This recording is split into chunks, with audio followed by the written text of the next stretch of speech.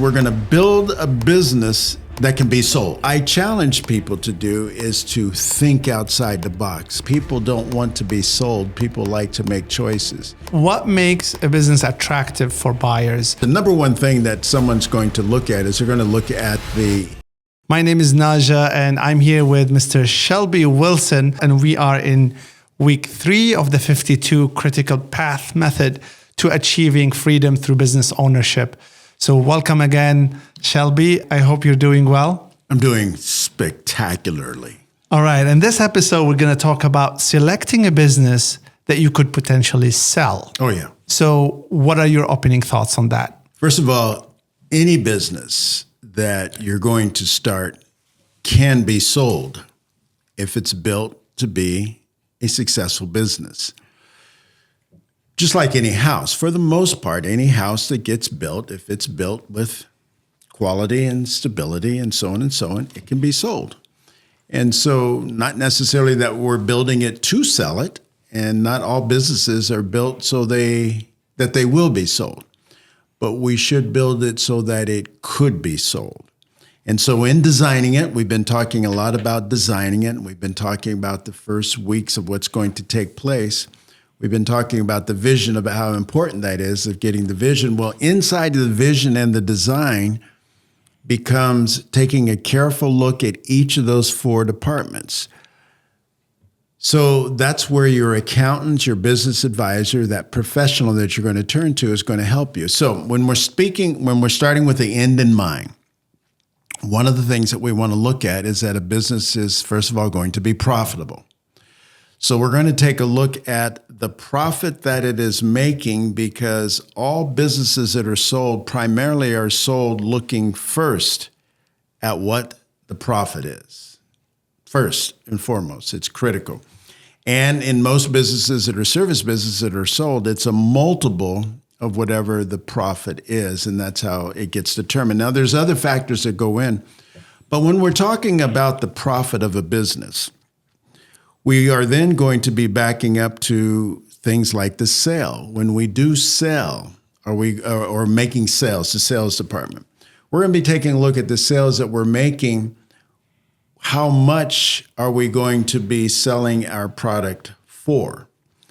One of the huge mistakes with business owners when they first start up is they don't know how to set pricing.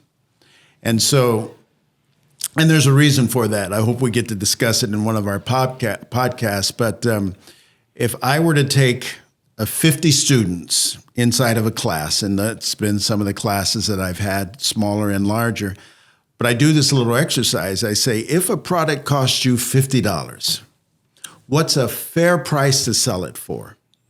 And it's interesting, in every class I've ever done, the number one answer is $100. Yep. Now, some will do 70, some will do 80, some will venture out and do 125, and every now and then we'll get someone that goes to 150. Well, what that means, where did we learn that?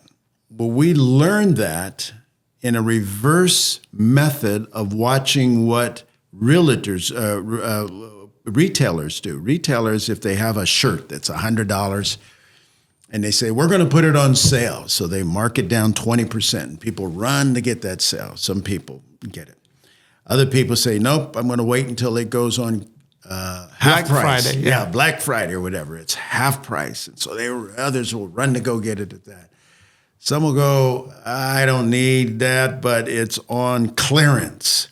And they get down to get it, and there's a button missing or there's a small tear, and they don't care because it's 70% off. Well, if you just run those numbers backwards, you can see where when people start up a business, where they learn how to set pricing. They learned by how they were taught. They thought that when Macy's is marking something 50% off, that's the cost.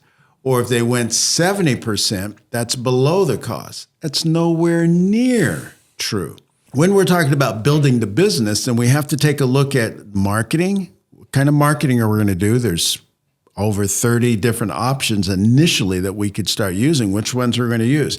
Sales. When we sell, what pricing are we going to sell at? What terms are we going to sell at? And then what choices are we going to give people? Because in selling, it's never going to be about, this is my product. It's going to be about, here are the two choices that I'm going to give you. Because see, people don't want to be sold. People like to make choices. So we're getting into all of the details of each of the departments that we have to know before we start. Because starting with the end in mind, if a buyer comes in to buy the business, one of the things that's going to make your business excel above another is, do you have recurring income? Recurring income. So there's an opportunity sometimes that when we make a sale, such as let's just say we're a carpet cleaner, and we market, so we get a lead, we make the sale, we sell them, we convince them to use ours, and we go in and we clean the carpet. Well, that is a one lead, one sell. But we're going to be taking a look at a secondary product that we have, that every time we make a sale of cleaning the carpet, we're going to have a secondary sale that we can make that could be recurring income. Because recurring income is the thing that's going to really run up the value of our business. So again, those are details we're going to get into much later, but it all comes with looking critically as we're building this model. So when we're talking about building in 52 weeks, very easily, I leave the first 4 weeks completely to this first important step, the vision. The vision, because with it, we're going to be taking a look at, I know what I'm going to do marketing, what it's going to cost me. I know what I'm going to do sales-wise. I know what I'm going to do production-wise. I know what I'm going to do admin-wise, and it's all there. We have to have that. I want to tell you a story. Yes. My family business, they own a private school in Lebanon since 1989. Okay. I took over this school sometime back for 5 years. The problem is that the school has been struggling financially. And to save money, my parents, with good intentions, they didn't know any better, but they were doing the finances in a way that is more amateurish, more like, this is our business, merging personal accounts with business accounts. And, hiring an accountant is an expense, it'll save money, right? So it seems to me like they did exactly what you mentioned about building a house. They went to Home Depot and got the tools and started working hard, but they haven't set the foundation. So when I joined and I was trying to sell the business, I was trying to sell the school because my parents want to retire and I wasn't also interested in continuing. We got a lot of good buyers. The first question they asked, show us the balance sheets, show the financial reports. But because I couldn't generate what they need, the business wasn't able to sell. Yeah. And so that's immediately triggered that thought that, yes, we need to care about the vision and the marketing and the sales, but this is when admin, this is the third leg of that chair, the admin and the production, where it plays a critical role. Critical role, because one of the things that we're going to help the listeners understand, when you hear me say that you're going to need an accountant, we're not getting an accountant so that he can necessarily dictate to us. We're also going to be telling you the things that you're going to dictate to your accountant. Because when he understands that you know what you're building, then it's not his, we're hiring him for his expertise, just like we're hiring a architect, because we want him to build our vision. He's not going to tell us what we're going to build. Now, we're going to use his expertise. And it's the same thing with a lawyer, that when we end up going for legal advice, it's going to end up with the same thing with the accountant. So we're actually going to tell you, I'll give you one example. Every business from week one is going to need a profit and loss statement. Profit and loss statement is the single most important document that you're going to create. So we're going to create it from week one. Whether it's by hand, which is not a problem. From week one, how much did we bring in revenue? How much checks, cash, did we write out in expenses? What was the gross profit? Of that gross profit, after I take out my G&A expenses, what was my net profit? So even if we start as simple as a 5-line P&L, we're going to show everyone how to start that. Now, when we go to our accountant, what we're going to let the accountant know is on my P&Ls, this is what I want. This is how I want my cost of goods to show. This is where I want my gross profit to show. And on the right-hand column, I want everything showing the percentage to the revenue.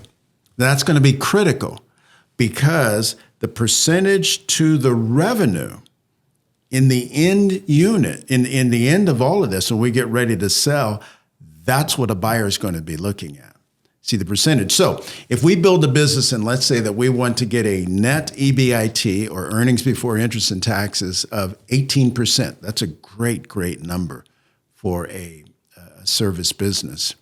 Now we're going to take a look at what is it going to take for the gross profit? Where does it have to be? What does the gross profit percentage need to be? See, it can't be 50%, not if we're going to be in a service business. But if you took an item that cost you $50 and sold it for $100, that's a $50% gross profit. You're not going to build a business at 50% gross profit, not if it's in the service industry. So see, all of that is going to go into, and that's where this vision that we're building is going to be complete. So you're going to know what gross profit needs to be sold at, what amount of leads need to be generated to be able to get that amount of sales and so on. So I can picture someone listening to us and driving to work and they're like, oh, I want a business, but I hate numbers. And now I have to deal with finances and I need to learn accounting all of a sudden. I'm passionate about my craft. Beautiful. As are all business owners. If you take any business owner, because I tell every business owner, you're going to be the marketing person when you start this. If you started as a one-man person or even a partnership, which we'll talk about if you start with a partner, someone is going to do the marketing. So let's do just one person, a one-person business. You're going to do the marketing. You're going to do the sales. You're going to do the production, and you're going to do the admin. Now, do you want to end up doing all four of those? Maybe not. But let's say that the scenario you just used, I don't want to learn accounting and numbers. Don't. That's why you're going to use a professional. But you are going to know when you send me my P&Ls, I'm going to be able to read them because I'm going to be looking at 5 lines, the same 5 lines I started this business with. I wrote down how much revenue I brought in. I wrote down how much expenses how many checks I wrote out. I looked at what the gross profit was. I looked at any additional checks that I wrote out, and now I knew what the profit was. And is it at 18%, 15%? Where is it? So if you're going to start up a business, you must learn the basics of each of those 4 departments, even if you don't want to be in them. Because you'll sometimes read about I've worked with a few professional athletes that have started up their businesses, and it's so sad because you'll occasionally read where this professional athlete lost all of his money. Why did he lose it? Because he didn't know the business that was being ran. And so people can bring you in numbers and say, this is fine, this is fine, this is fine, until all of a sudden one day you're shutting it down and you go, what happened? So you must know, and you will. Absolutely. So what makes a business attractive for buyers? So you mentioned the gross profit. How much should it be if it's not 50%? Well, when I said gross profit is just one of the factors. The number one thing that someone's going to look at is they're going to look at the EBIT. In other words, after you pay all of your expenses, what is the amount that you have left over? That's going to be the critical number because that's going to be used to multiply times that number to determine how much you're going to pay you. Now it gets a little bit more sophisticated than that, but that's a basic thing. So no one's going to buy your business if after paying all of the expenses, you're at a negative, right? They're not going to buy that business. That's not attractive. They're not going to invest in that business. Now, there's some people that will say, yeah, but if I buy this business, I can get it cheap. Well, that's not what you're looking for. You're looking for, if I start up a business and I sell it, I want to sell it for $50,000, $100,000, $1 million. Wherever our vision's going to end up, that's fine. It doesn't matter where it is, but that's what you want to sell it for. So what does it take for a business to be worth $1 million? Very simple. We'll take a look at the gross profit. Now, when we talked about gross profit, I just want to tell you something real quick about gross profit. There is a company, there was a person that I saw who had a very successful first year in business. Wonderful first year. So much so that in front of all of their peers, this person was recognized as number one. I happened to visit with the person and said, congratulations, you're number one. I would love if I could just look at your profit and loss just to see, what you've done. She said, sure. Well, interesting, that person's profit and loss were just like most small businesses. They brought them in and they were snow white. They were clear. They came from the accountant. They filed them away, hole punched them and put away, never even looked at them. That should never be the case with the P&L. That is the single most critical document that we're going to look at every single week. Now, when we look at it, when I looked at hers, the gross profit said 47%. This person was selling their product at 47% gross profit. Now, in a later episode, I'm going to show you why in the service industry, I told this person, you won't be in business next year. And that person did not appreciate hearing that because they had just been recognized as number one because of all of the sales they did. You can do all the sales you want, but if you don't have gross profit, you're not going to have enough to pay your operating expenses. And if you can't pay all of your operating expenses, you start cheating. You go, I'm going to not advertise. I don't need marketing anyway, so I'm going to save that expense. Or I'm going to cut corners with the quality. Yeah. And as you start doing that, your business may show profit at the end. It's not going to show anywhere near 18%, not if you paid all of the things that you needed to pay. So the reality is the next year, this person was out of business. So how did we know all of that? Very simple. Looked at one number on the P&L. What was the gross profit percentage? Not the gross profit. Gross profit percentage. So later on, what we're going to get an opportunity to do is we'll take two businesses side by side, business A, business B. We're going to take a look at both of them. Business A does $10,000 a month. Business B does $12,000 a month. We're going to ask who does best. Well, looking at the gross sales, it looked like business B does because they do $12,000, the other does $10,000. Then we're going to subtract out the cost of goods. Once we subtract out the cost of goods from business A, we're going to take out, let's just say we take out $5,000 and they end up with $5,000 gross profit. Business B, let's take out $7,000 and they end up with $5,000. So both businesses end up with $5,000 gross profit. So then we ask, who did the best? And people say, well, A did. And some say, well, B did. And some say they both did the same. They both ended up with $5,000 profit, gross profit.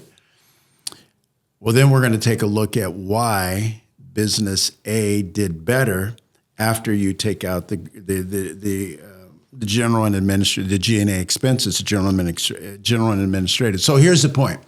Once we get down to the profit, the EBIT, the earnings before earnings and taxes, and we look at that percentage, we're able to go all the way back up to gross profit percentage. So the two are directly affected. If you have not enough profit left over after paying your cost of goods, you're not going to be able to stay in business. Each business type has different gross profit margins. Absolutely. And what is, I'm in anxiety right now because I want to know what is the gross margin that you think a business should have. What's the minimum? What range? It's going to depend on the type of business, but let's just use a typical service business. Mm-hmm. Typically, we're going to look at a service business and we're going to say we want you to set your selling goals at 72% gross profit. That's the goal we want you to set, and settle for 67. So that gives us room to have pricing, to give discounts, and end up with a net gross profit. So we want to be somewhere above 63% in most service businesses. Why? Why 60? Why around this number? Because if you are close to 70, which is ideal in the service industry, is ideal being at 70%. You don't want to go way higher than that because then you're going to be possibly guilty of price gouging and doing things like that. But in the service industry, 70% is a great number. And so anything between 60 and 70 is good. But if you can end up there, what happens is now we have 60, let's call it 62% gross profit. Now we got to get down to our G&A expenses, all of the expenses that it takes to run the business, everything, including paying for your health insurance. So sometimes people say, I can't leave my employer because they provide me health benefits. Well, you're going to be your own employer. You're going to provide your own health benefits. That's going to cost you. So when we take a look at all of our G&A expenses, so the rent, the gasoline, everything, when we subtract those are typically, depending on how we're going to run our business, going to be anywhere from 35, 40, 40%. So if you end up at 67%, let's just say that, and you have 47% cost of goods, your EBIT is 20%. That's pretty fabulous. Remember, we're not going to build the model that's going to show 20% EBIT. What if a business is reinvesting in itself? Yeah, reinvesting has nothing to do with the P&L. Okay. Reinvesting comes, remember, before the EBIT is before interest and taxes. So now we're going to take a look at this profit that I had. And what am I now going to do with the profit? I could take that profit and give it to myself. I could take half of that profit and give it to myself. But remember, we've already factored you in as the marketer. So we're paying you to do the marketing. We factored you in as a salesperson. We're paying you to do the sales. We factored you in for production, and we factored you in as the admin. So really, after paying yourself for the 4 things that you're doing, now we're taking a look at there's profit left over. If you really want to build your business, you're not going to take that profit for yourself. You're going to reinvest it back in. You're also going to put some to the side because we have to pay the taxes. We have to save for a rainy day, critical day. So we're going to put some in savings. So the critical thing starts out with understanding, what am I going to sell my service for? And when you realize, like I told you earlier, that if I take 50 people and put them in a room and they're now going to enter into the world of self-employment, of those 50, there might be 2 that have an idea of how to set prices. That's scary. Mm-hmm. No wonder the businesses fail in the first 2 years. There was no profit. Yeah. Is the practice of buying business assets going to help us when it comes to selling the business, or buyers really don't look how many cars do you have for your business and how many buildings you have? Assets are always going to come in. So now we're talking about the balance sheet, and assets are always going to play a role. Liabilities, right? How many liabilities does this business have? So you could have 5 cars that you owe more than what they're worth, or that's not going to look too attractive. You could have 5 cars that are all paid off and there's no liability. So balance sheet now is where we're going to take a look at the assets versus the liabilities. But the first sheet that's going to be looked at is profit and loss. I want to find out, how is this business running? And when we last talked about recurring income, one of the ways that we're going to make sales, see, if I had a choice of having a company where the person is paying for my service, let's say that we have a service that comes on a regular basis, maybe monthly, we're going to do, because we sold we used a cleaning example before. We used a carpet cleaning. We went and cleaned a carpet.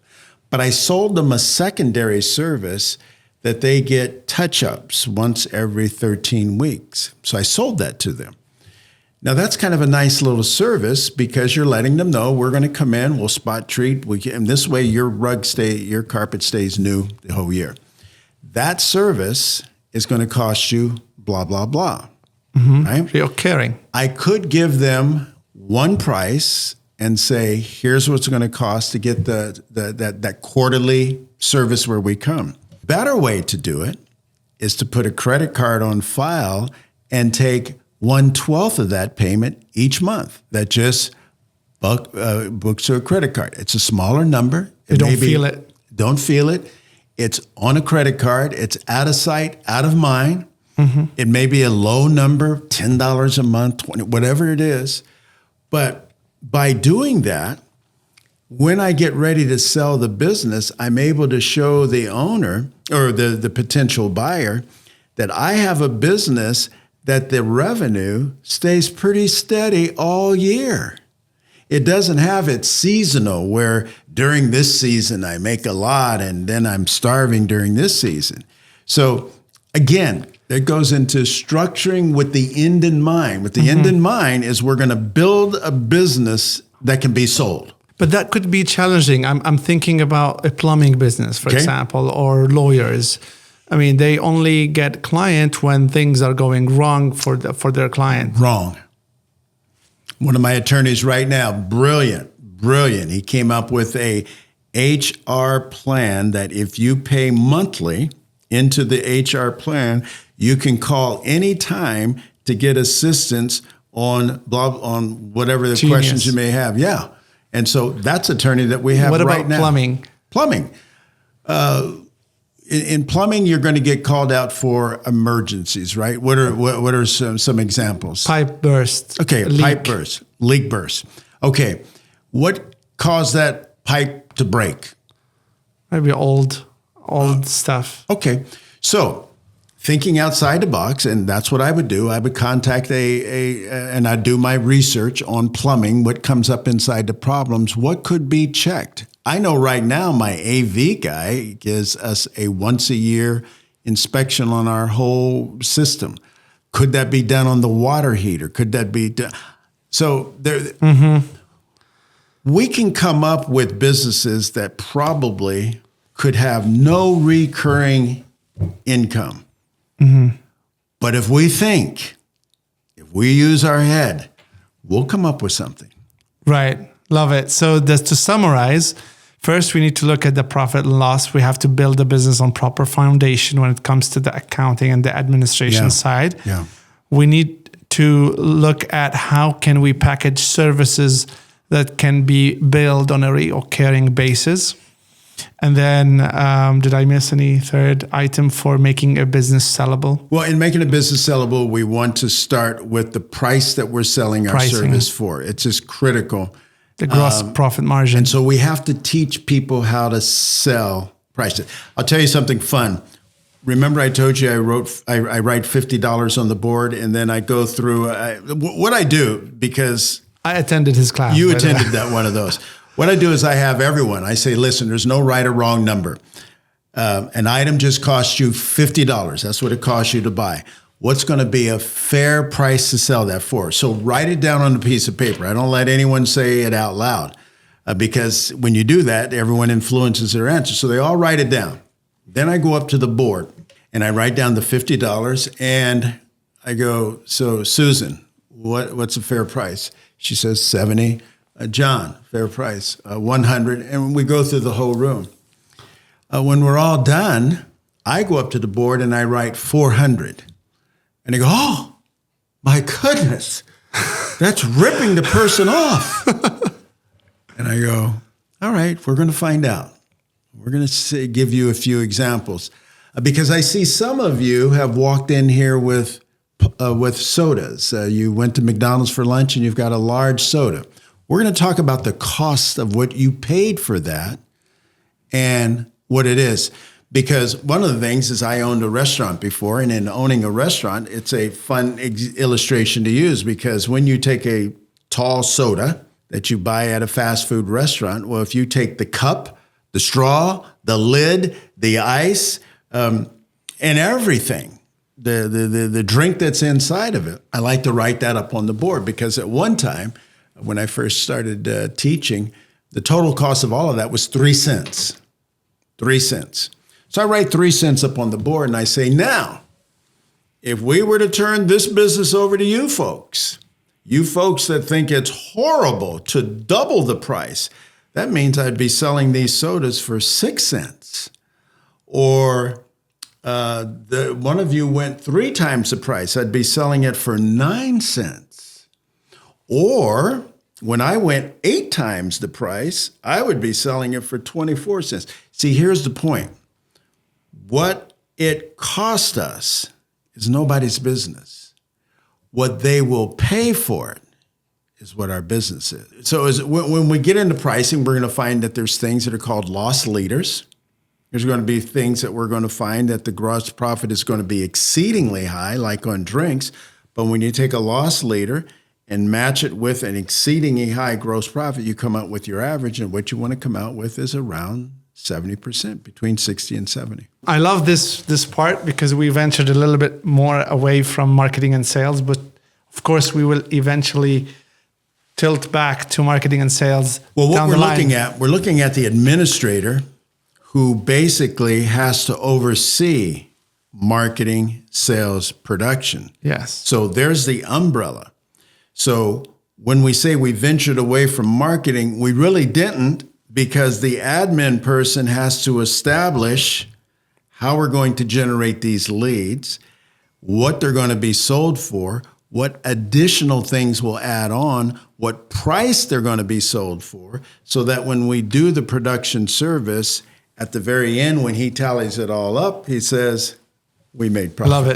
I love it. So setting the right foundation in terms of accounting and administration, having a 70%, around 70% gross profit. It's a good goal. Yeah, it's a very good goal. And then finally getting this reoccurring revenue. This is critical. So a lot of people... It's good. There may be some businesses that we can come up with that do not have recurring revenue.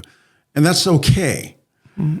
What I challenge people to do is to think outside the box, because if you do, you'll come up with something. Mm-hmm.